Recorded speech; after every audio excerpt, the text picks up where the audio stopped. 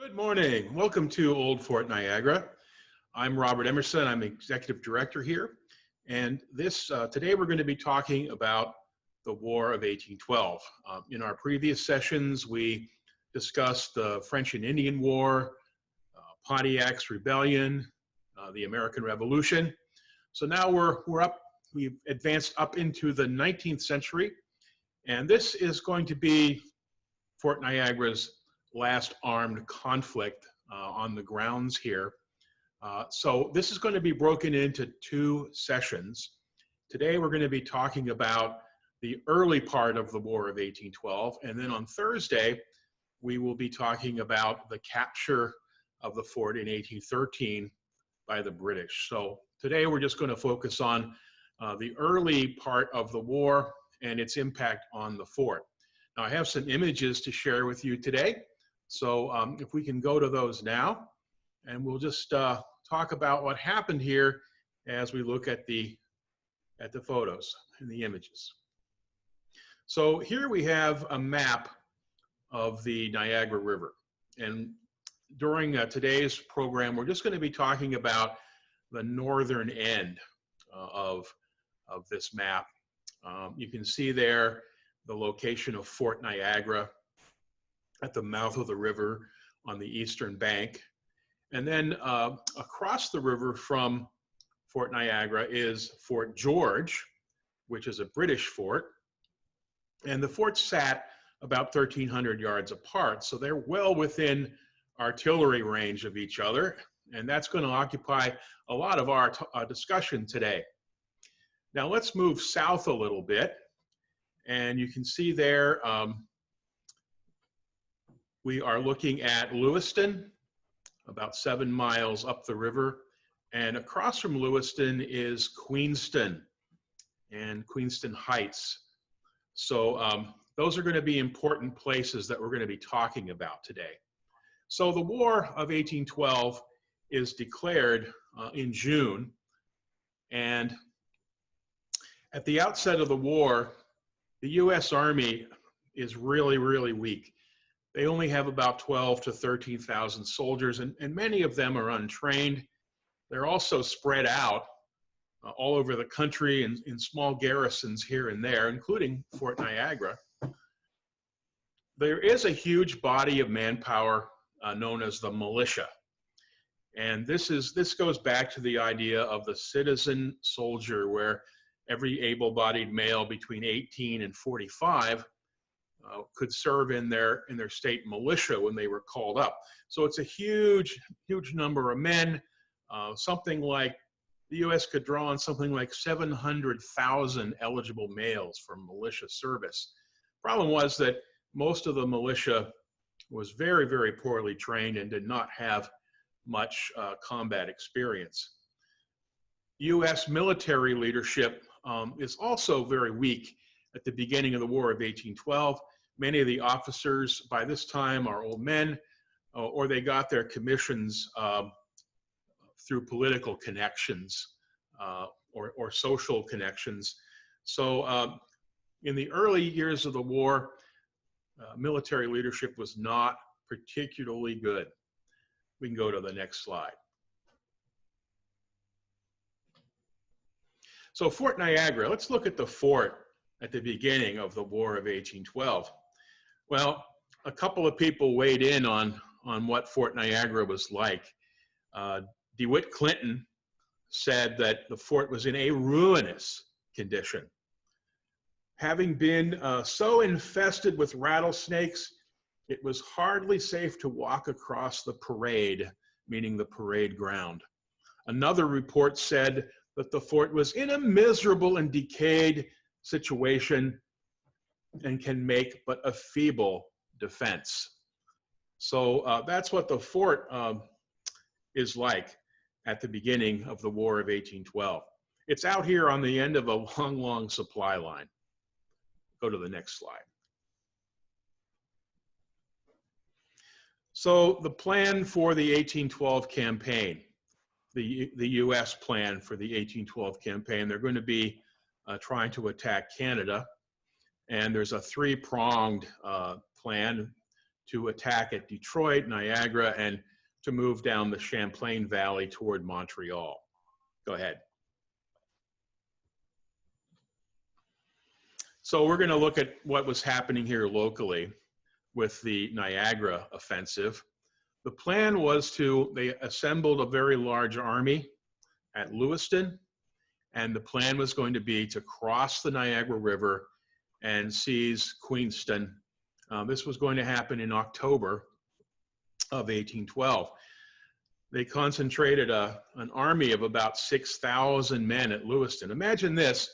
You're living in a little town out on the frontier with maybe about 20 families that normally live here. And all of a sudden, this army of 6,000 men assembles outside your town.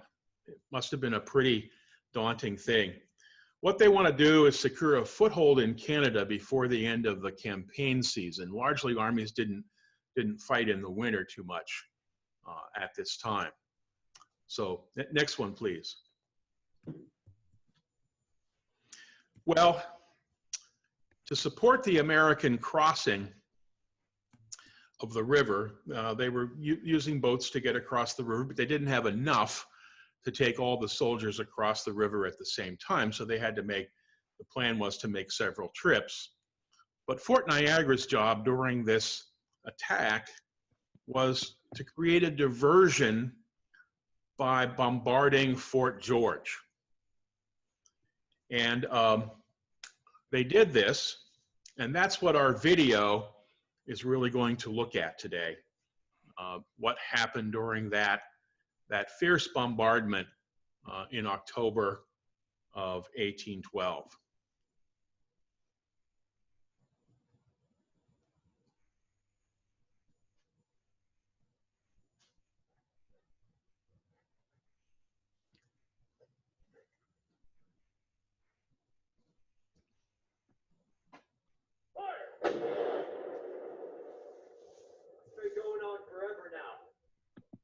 Has to be more action than this regiment has ever seen. Certainly more than we've been prepared for. The was surprised. Rumor has it that the commandant was dining at Fort George just as Congress declared war on Britain. Thankfully, the English were kind enough to let him finish dinner and row across the river. They don't seem to be so kind anymore. Thought we'd be holding our own here. Just a few months ago, this place could barely stand against the waves from the lake, let alone the British guns. This fortress was in a ruinous condition. We were so infested with rattlesnakes that it was barely safe enough to walk across the parade grounds. When our garrison first came here, all of our guns were pointed against the land. Because we were never meant to be a border fortress. And all those redcoats had to do was row across the river and set up a new position right up against our backside. And now, we're fighting back harder than I reckon they thought we could. Fire!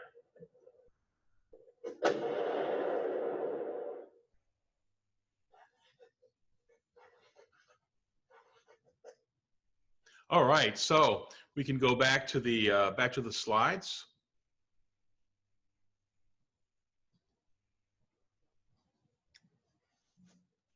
Go ahead for the next one. So when this bombardment took place in October of 1812, Fort Niagara got the worst of this exchange of artillery fire. Fort George sat a few feet higher than Fort Niagara.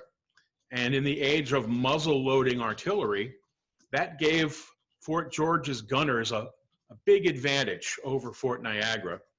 In fact, the bombardment was so severe that the garrison of Fort Niagara fled from the fort and went and hid in the woods out to the east.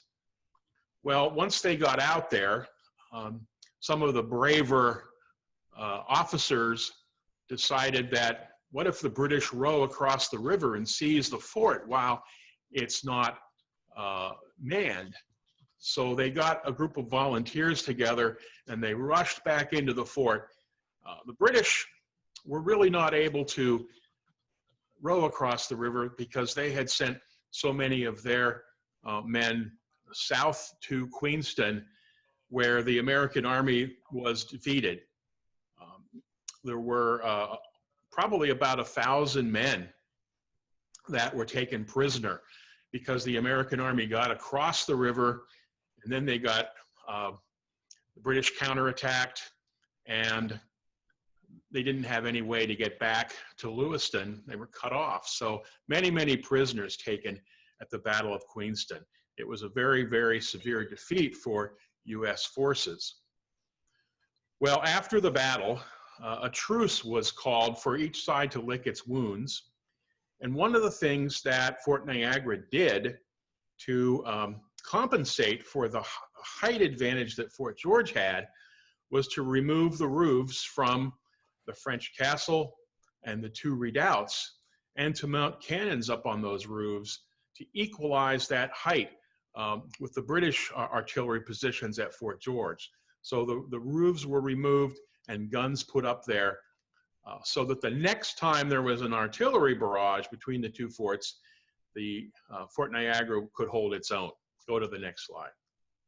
And that artillery barrage was not long in coming. Just a little over a month later, on November 21st, 1812, Fort George opens up on Fort Niagara. You can see there in these images how the roof has been taken off of the French castle. It's now just a flat roof. They put sod on top of the roof to cover the artillery crews that were working up there. The commandant, Colonel McFeely, he said all hands were set to work day and night in building sod batteries on top of the blockhouses and mounting guns. Now this is when Fort Niagara's heroine, Betsy Doyle, comes to our attention. Betsy was a soldier's wife, and generally in the Army, soldiers' wives served as laundresses and nurses, and they performed an important function. Well, Betsy's husband was named Andrew Doyle, and he was in the contingent that crossed the river from Lewiston to Queenston, and he was one of the men who was taken prisoner by the British. So he's going to be a prisoner of war, but Andrew Doyle had been born in Canada, and so the British did not treat him as a prisoner of war. They treated him as a traitor to the British, and he was eventually sent back to Britain, where he rotted in Dartmoor prison for quite a while until exchanged. So this did not make his wife happy at all. She was very, very angry at what had happened to him and his treatment. So she spent the day of this bombardment carrying hot shot from a lower floor of the French castle up to a cannon on the roof of the building. And she would hand that hot shot off to the gunners, and they would load it and fire it over at Fort George. Colonel McFeely noted in his diary that she had performed very, very bravely, and compared her to the classic heroine Joan of Arc. So that's the story of Betsy Doyle. It doesn't end there. We're going to talk more about her on Thursday. So over the winter, both sides kind of lick their wounds. They spend the winter augmenting their forces. Go ahead. And in 1813, the campaign season comes back again, of course. There's several different ideas of what we should do, but in the long run, the weaker plan sort of wins. Go ahead. In April, U.S. forces capture York. Now that's Toronto today. And you might you might see on this slide the death of General Zebulon Pike, Pike's Peak fame. This image was drawn in 1839. That's not when he was killed. Go ahead.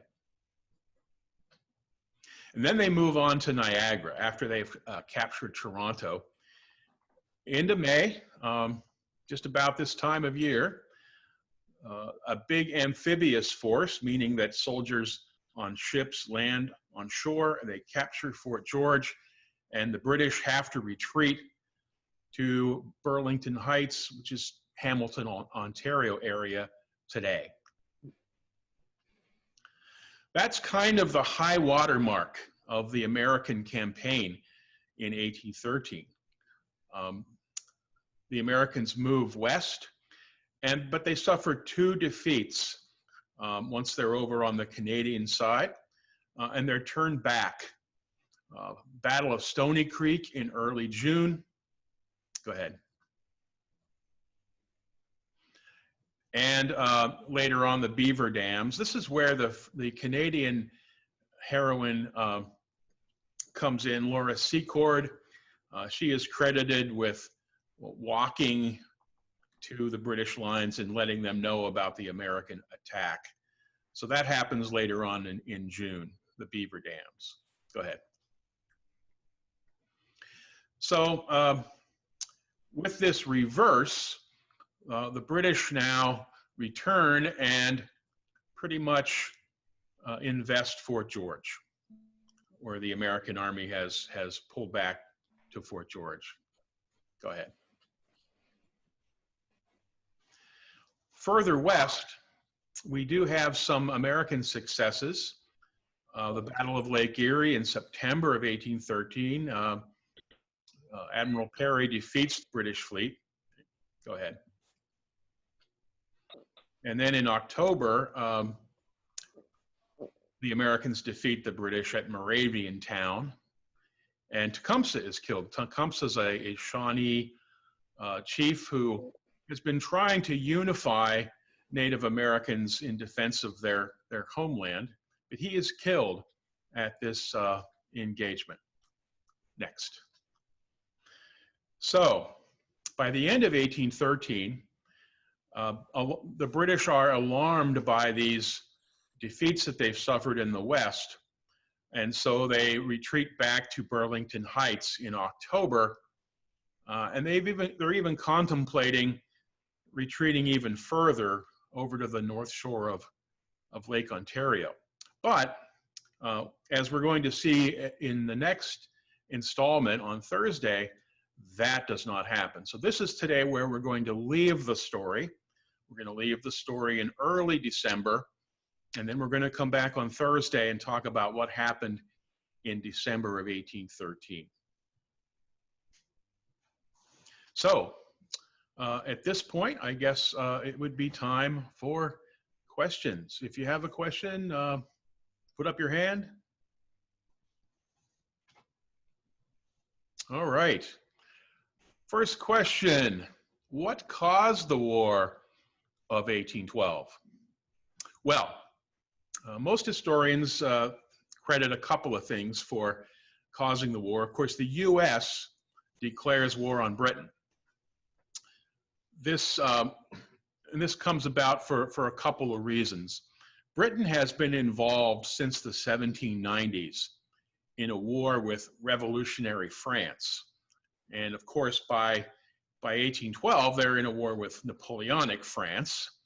And this is consuming huge resources from Britain. One of Britain's most valuable tools that they have at their disposal is the Royal Navy. They can blockade France and deny them outside supplies.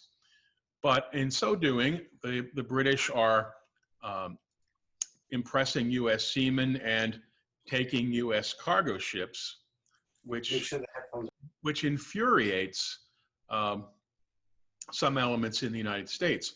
The other thing that the Americans are angry about is they feel that the British are supplying Native Americans on the frontiers with arms and ammunition raid settlements along those frontiers. So for these reasons, there are a couple different parties. There were, of course, Americans who did not want to declare war, and there were Americans who did want to declare war. And the War Hawk Party wins out. And so in June of 1812, President Madison and Congress declare war on Great Britain. So those are generally the causes of the war. Merrick has a question. Merrick, if you can unmute yourself. Go ahead. Merrick?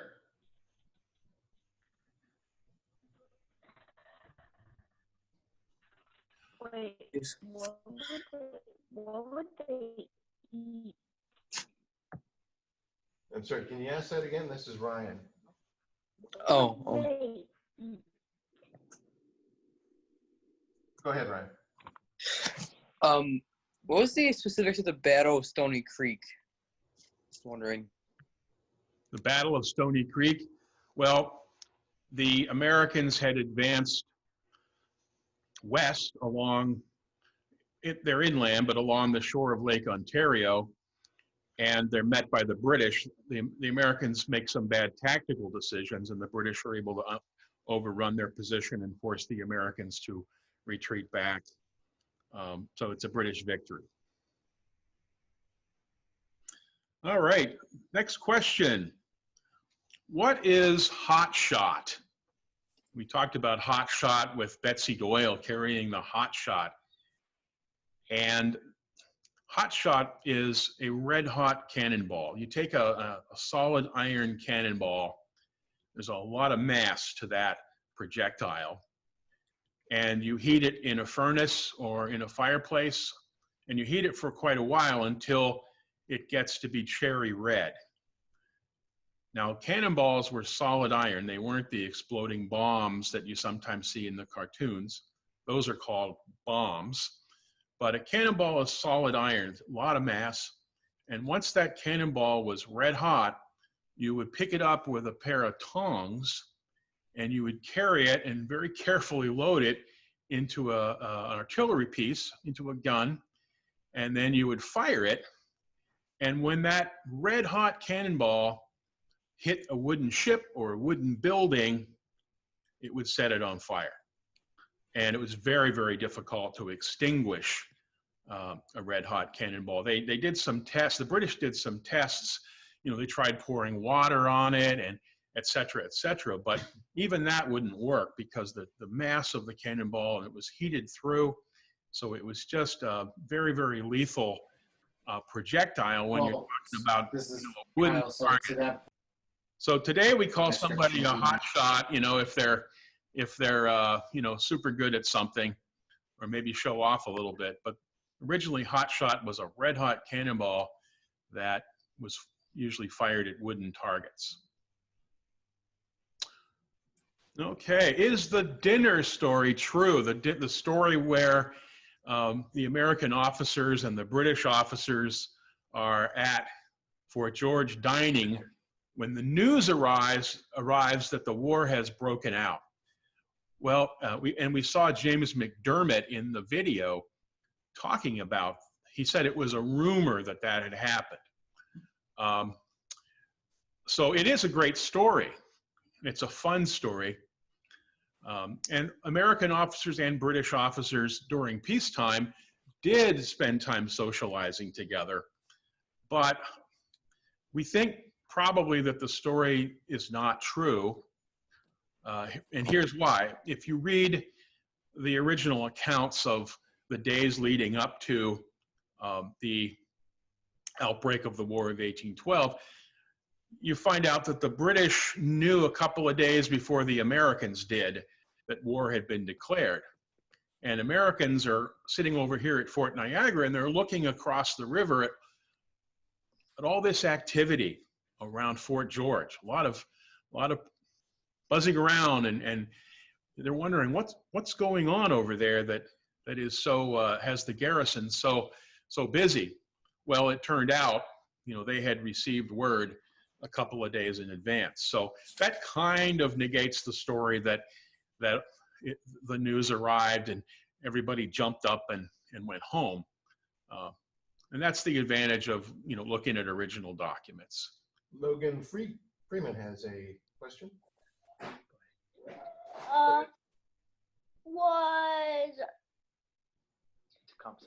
Was Tecumseh fighting for the Americans or the British? He was fighting on the British side. Tecumseh's interest was he wanted to protect the homeland of Native American nations. And he thought that the British, well, first of all, many of these nations had been allied to the British through various treaties and agreements, including the 1764 agreement that we talked about earlier in this series. So their loyalty was to the British they wanted to honor these existing agreements. But in some cases, Native Americans also felt that the British would protect their interests more than the United States would. So yeah, Tecumseh was fighting on the side of the British. All right. Well, here's a loaded question. Here's a loaded question. Who won the War of 1812? Well, there's a saying that I'm fond of repeating. The United States, we think we won the war. The Canadians know they won the war, and the British have never heard of the War of 1812. So it's kind of a joke, but I think it does, it's ambivalent as to who won and who lost. It's certainly at the conclusion of the peace treaty, things went back to the way they were before the war started. Status quo ante bellum, it goes. So in terms of territorial gains, winners, losers, not really a clear choice there. The people who did lose the war were the Native Americans. They were kind of caught between the two sides, and they lost a lot of their power during the course of this war. All right. What happened to Betsy Doyle? Well, it's an interesting story. Betsy stayed on at Fort Niagara after this bombardment where she performed so heroically. She stayed on here, probably continued to serve as a laundress. Women would do the soldiers' laundry for money. That's how they supported themselves. She had several children under her care, but she was a feisty person, very feisty person. So this really, pertains a little more to what we're going to talk about on Thursday, but I'll give you a little preview. In December of 1813, when the British are going to attack Fort Niagara, the fort's on alert, and the weather is miserable. It's rainy, it's snowy, it's cold, and some of the soldiers at Fort Niagara didn't want to go out and stand their post on guard duty because it was so wretched outside. No, I haven't heard anything yet. Betsy took exception to this, and according to letters that we've read, she put on the uniform and accoutrements of a soldier and went out and stood on guard duty to shame the soldiers who were not so inclined. So that she did that, and then shortly after that, the British attacked and captured Fort Niagara, which we'll talk about on Thursday. And she fled with 4 or 5 kids in tow. She got away, and she walked to Greenbush, which is near Albany. She walked across New York State in December and January, in cold months, to get back to where the main army base was near Albany, a place called Greenbush. And she was very ill once she got there, but by spring she was recuperating. And we know all this because of letters in the National Archives that talk about her. Her full name was probably Mary Elizabeth Doyle. But a few years later, her health really didn't improve, and she died a few years later. Her husband, Andrew, was freed at the end of the war from the prison in Britain, and he returned to the United States, but he could not find Betsy, and he remarried and settled in Massachusetts. And so for a few months, he was actually a bigamist. He had remarried while Betsy was still living. So that's what happened to that family. It was a family that was broken up by the War of 1812. Okay, what kind of guns did the soldiers use in the War of 1812? Well, this was still the era of the flintlock musket. That's what most soldiers had. And a flintlock musket, it's a smooth bore weapon, meaning that it's not rifled.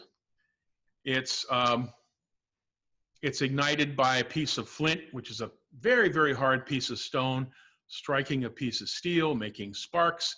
That ignites the gunpowder, sends the projectile out toward the enemy. Most soldiers were armed with muskets, flintlock muskets during this time.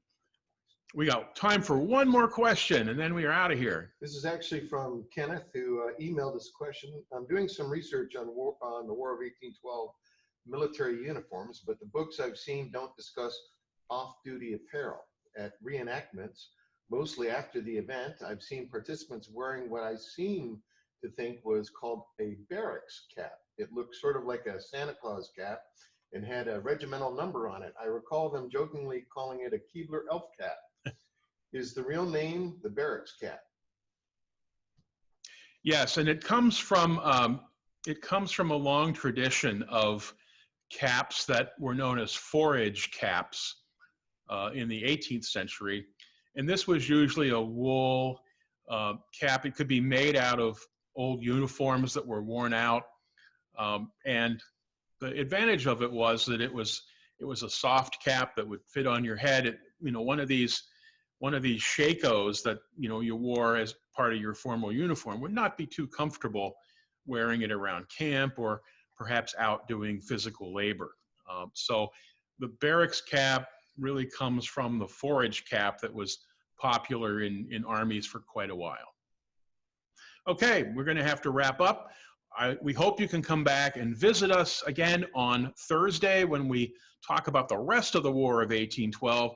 I hope we left you on the edge of your seat today, wanting to know what occurs here in December of 1813. It's quite a dramatic story. So for now, so long, and thanks for visiting with us today. Bye, Miss Kay. Thank you. Bye. Thank you. Thank you.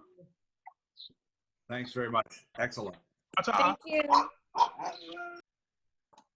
Thank you.